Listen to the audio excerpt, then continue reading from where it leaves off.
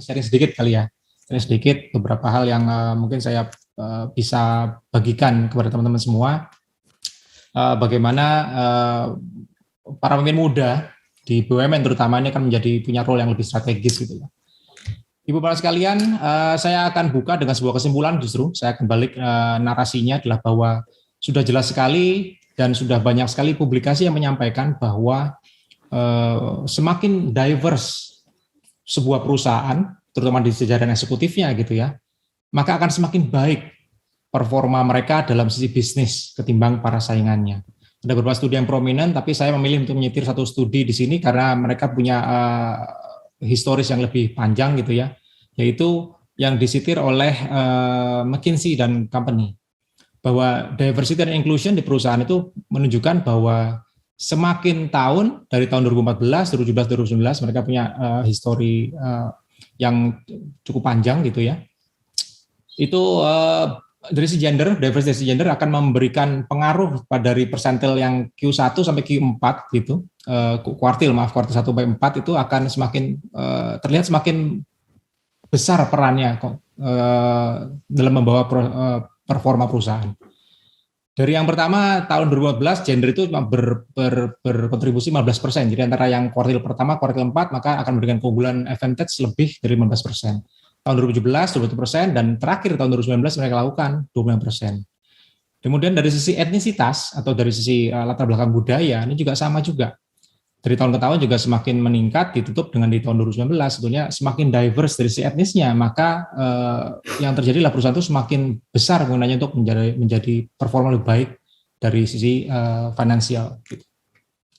Nah, Bapak Ibu sekalian, ini tadi Pak Kemal dan Pak Tommy sudah sampaikan dengan sangat-sangat jelas gitu ya, bahwa salah satu diversity yang juga didorong selama ini adalah dari sisi usia.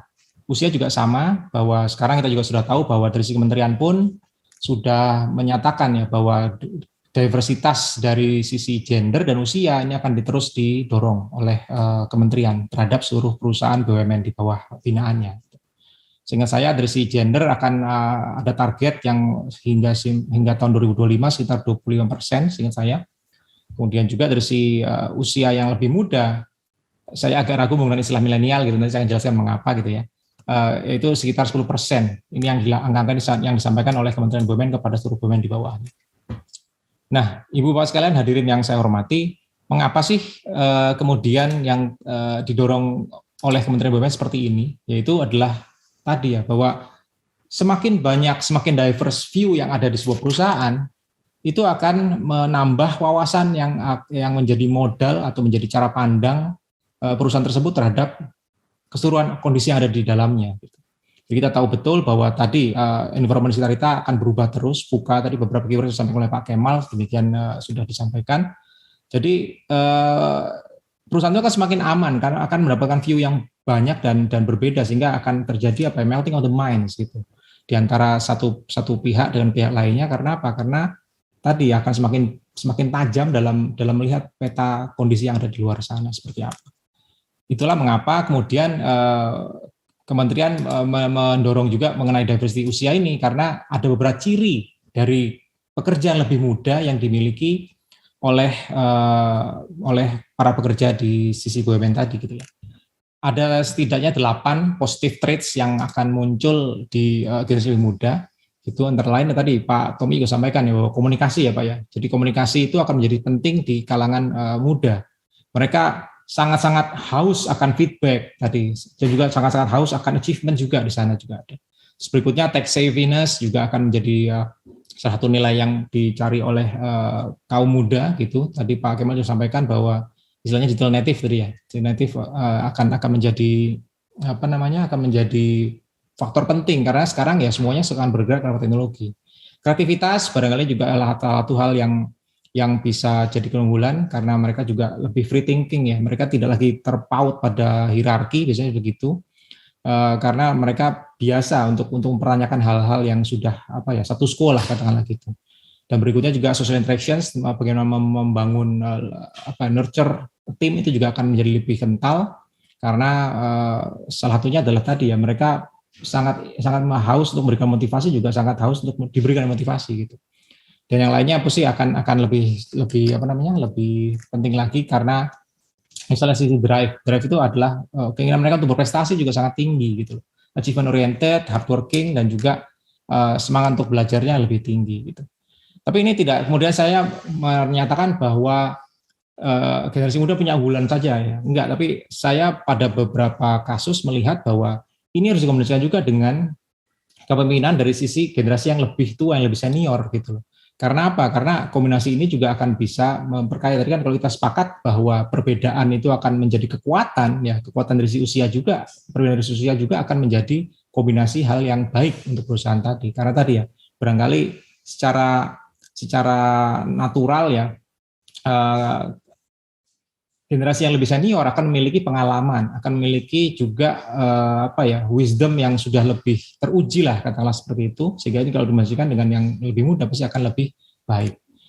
Nah, teman-teman semua, hadirin sekalian yang saya hormati, bagaimana kondisinya dengan di sebuah perusahaan? Nah, saya akan meminjam contoh di BRI, sebenarnya kondisi demografi ya. Di tempat kami, Ibu Bapak sekalian, saya sampaikan bahwa saya sebenarnya agak khawatir menggunakan istilah milenial gitu. Kenapa? Karena dari apa yang kami lihat di internal kami di BRI paling tidak gitu ya, bahwa istilah milenial itu sudah nggak jadi kata kunci lagi, karena faktanya adalah detik ini workforce kami sudah disusun oleh paling besar oleh generasi tersebut gitu loh. Jadi sudah bukan lagi sebuah niche gitu, tapi sudah menjadi mayoritas gitu. Breakdownnya seperti yang terlihat di layar, Ibu Bapak sekalian, di mana generasi yang disebut milenial itu sebenarnya terdiri dari baris kedua dan ketiga itu, gitu. Di mana di kami mungkin totalnya sudah 83% dari workforce kami secara bank wide gitu. Jadi faktanya demikian. Makanya saya cenderung untuk tidak menggunakan lagi masalah istilah tersebut, karena selain sudah terjadi erosi makna gitu ya, karena sudah terlalu banyak digunakan ya, berbau agak klise barangkali gitu.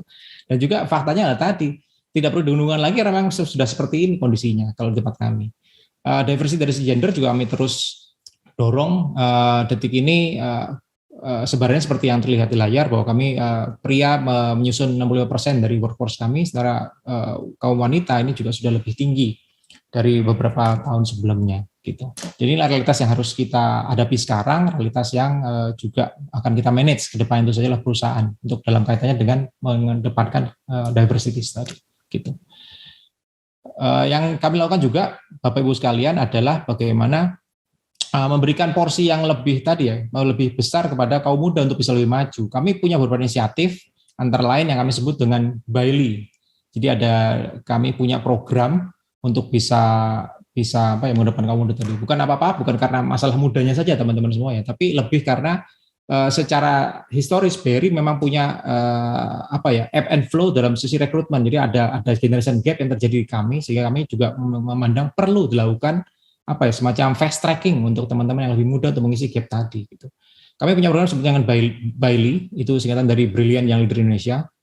Brilliant itu adalah sebutan untuk para pekerja BRI gitu. Nah, jadi intinya kami menyiapkan para pekerja ini, kami siapkan dengan cermat dan sama, terus juga untuk mempercepat jenjang karirnya dan memberikan mereka empowerment ya untuk bisa mengisi posisi-posisi yang lebih tinggi gitu dalam waktu yang lebih singkat. Ini pun kami sesuaikan dengan ke-10 guideline kompetensi global yang digunakan oleh Kementerian BUMN dalam menakar atau menyiapkan talenta-talenta di internal BUMN-nya. Antara lain beberapa keywords yang mungkin sangat penting buat kita dan sangat relevan untuk tema kita hari ini adalah mengenai digital leadership dan juga global business savvy. Ini dua hal yang memang harus dikedepankan betul, karena ya tadi temanya sudah berubah, dunia sudah berubah, dan kita harus menyiapkan talenta-talenta kita, terutama yang lebih muda, untuk bisa bersiap untuk masa depan gitu. Ini pun tentu saya tidak akan menghilangkan kompetensi-kompetensi yang standar yang sudah harus dimiliki oleh para leaders masa depan, antara lain misalnya strategic interpretation, driving execution, penting ya, karena kita nggak bisa cuma ngomong tok, tapi juga harus bisa untuk mengeksekusinya. Nah, sebenarnya ini akan kita kombinasikan tadi dengan pengalaman dan juga empowerment yang akan kami lakukan gitu. Tadi saya sampaikan ya bahwa apakah kemudian selamanya generasi muda itu menjadi bagus aja? Rasanya kan enggak ya. Rasanya enggak. Jadi kita tahu betul bahwa tadi generasi muda punya positive traits sudah pasti, tapi juga tentu saja sebagaimana hal lainnya pasti juga ada negative traits-nya gitu kan. Nah, di sisi kaum yang lebih muda pun saya rasa kita juga harus mengakui bahwa ada beberapa hal yang akan menjadi challenge bagi kaum muda ini gitu. antara lain ya, misalnya adalah tadi keterbatasan pengalamannya. Kamu yang lebih senior pasti akan punya jam terbang lebih tinggi, dan itu harus diakui pasti akan berpengaruh terhadap bagaimana cara pikir gitu kan. Nah, hal semacam ini yang mungkin belum dimiliki oleh kaum yang lebih muda. Kemudian yang lainnya adalah tadi, dan mungkin saya juga alami pribadi, adalah bagaimana ada kritisisme ya, ada masalah culture di sana juga ada kritisisme bahwa kadang-kadang ada fenomena-fenomena seperti apa ya istilahnya, mungkin kayak urut kacang di perusahaan. Hal ini kan terkait sekali dengan organization culture gitu ya.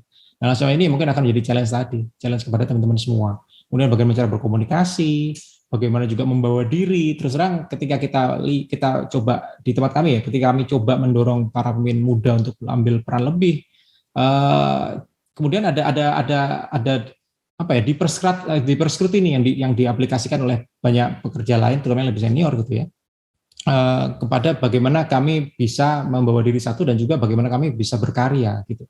Ini sangat-sangat wajar menurut saya ya. Ini pasti akan terjadi pada semua level ya. Generasi yang lebih dulu pasti akan memandang generasi yang lebih berikutnya dengan apa ya dengan ada sedikit apa ya, cara berpikir beda lah, pasti kan gitu, ada sedikit sanksi barangkali. Itu pun terjadi dari angkatan mbah saya kepada angkatan bapak saya, dan angkatan bapak saya kepada angkatan anak saya, pasti terjadi seperti itu kan, generation gap selalu gitu. Jadi itu harus dihadapi secara wajar, saya rasa begitu. Kemudian juga ada masalah mengenai leading under people ya, older people. Ini pun juga banyak ditanyakan juga ke saya pribadi gitu.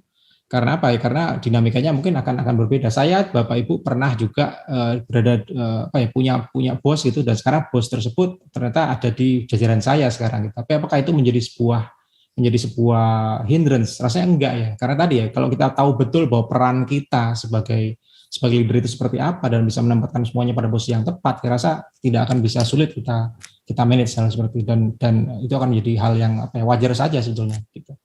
Nah, hal seperti ini yang mungkin akan menjadi challenge tadi, dan mengakui bahwa challenge ini adalah eksis gitu ya, adalah ada, itu menjadi separuh dari perjuangan atau separuh dari upaya kita untuk bisa memperbaiki diri sebetulnya. Jadi ini yang harus terus dari dulu, kemudian kita akan bertumbuh. Nah, caranya bertumbuh seperti apa? Nah, harapannya adalah bahwa kita bisa mengantisipasi challenge tadi dengan cara apa? Dengan ya tadi, bagaimana kita selalu bisa bertumbuh ya, selalu bisa bertumbuh dengan mengajak diri kita untuk keluar dari tempat-tempat nyaman kita gitu. Jadi bagaimana kita misalnya bisa belajar membangun network gitu ya, membangun network, kemudian kita bisa belajar dari teman-teman lain ya, itu bagaimana kita bisa berkomunikasi dengan lebih baik dengan non-verbal cues, kemudian juga tadi belajar yang selain yang hard skill sudah dibantu ya, kita harus sekali jenjang karir kita akan belajar pada hard skill gitu. Nah, ini akan menjadi kunci. Selain itu juga, tapi yang penting adalah bagaimana soft skill, kita harus sama-sama belajar gitu. Kemudian yang lain-lainnya tentu saja akan lebih jelas lagi, di mana tadi bagaimana kita meminta candid feedback, bagaimana kita bisa finding work-life balance ya. Nah, ini generasi lebih muda biasanya ada istilahnya yang serang ya, bagaimana healing ya. Tapi ya memang healing itu jangan cuma healing tok gitu, tapi juga mengimbangkan dengan kerja gitu. Jadi mengimbangkan antara healing dengan karya ya. Kalau nggak ntar hilang nanti dalam jenjang karir di perusahaan kan gitu. Kemudian yang lainnya tadi, humility is a key trait menurut saya. Tetaplah humble, karena kita lebih baik lebih baik low profile dari sisi tingkah laku, tapi kemudian ditunjukkan itu dalam karya tadi, karena itulah yang mungkin yang diminta oleh perusahaan juga. Nah, hal semacam ini mungkin yang harus menjadi kunci dari bagaimana kita bertumbuh dalam perusahaan, terutama kalau kita punya angle untuk tumbuh menjadi perusahaan-perusahaan global. Dan ini hal yang dituntut sebenarnya dari kita ya. Kementerian BUMN sangat mengharapkan BUMN untuk bisa bertumbuh lebih baik, dan didorong ke sana. Sudah banyak perubahan dilakukan, saya rasa itu yang terjadi. Dan ini secara umum sebetulnya ya, kalau kita mau meningkatkan competitiveness kita di level global, tidak hanya untuk BUMN ya, untuk seluruh perusahaan secara umum ya, mau nggak mau ini harus dimulai dengan cara apa? Dengan meningkatkan kapasitas dari para pekerjanya, termasuk juga para generasi muda yang akan menjadi bagian dari workforce tersebut.